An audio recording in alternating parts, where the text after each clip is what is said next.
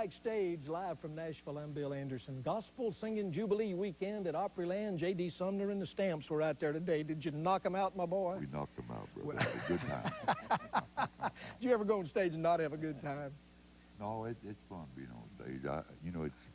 I suppose that everybody's alike, but I would pay to sing, and to think somebody that's dumb enough to pay me. What year did you start? I've been singing 52 years. Goodness gracious. 52 years. Goodness, and still doing a wonderful job and enjoying it. How many years were you with Elvis? 7 years. He was with me for 7 years. How'd that come about? I don't know the story about how y'all got I had him together. closing our show for 7 years. I knew Elvis from the time he was just a kid. I was with the Blackwood Brothers in Memphis. And when he was a kid, he used to come to all the sings. He lived in a low-rent housing project 2 blocks from the auditorium, and he was always at every sing. I mean, he was intended on getting in show business some way. The only time I was ever around him for any length of time, I remember very well, he wanted to talk about 3 things. He wanted to talk about football. It was during football season.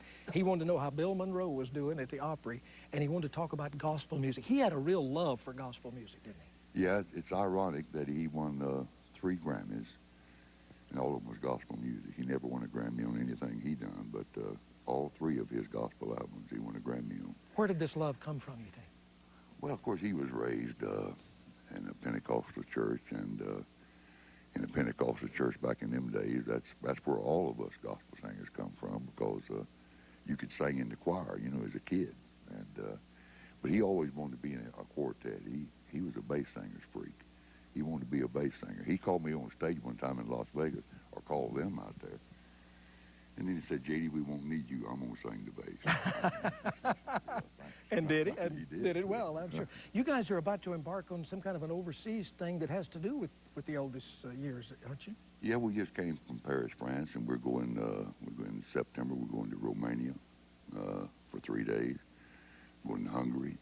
We do a lot of overseas stuff, and it's because we work with Elvis, I told them when they call me, I tell them that we'll bring Elvis with us, and that's the reason they book us so much.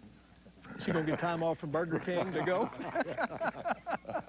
Well, now, when you go on these things, let a couple other guys get a word in over here. When you go to do these things, do you do the songs you did with Elvis? Do you do gospel? What do you do? We do a little of both. We do our gospel songs, because anytime you have anything to do with Elvis, part of his show was always gospel.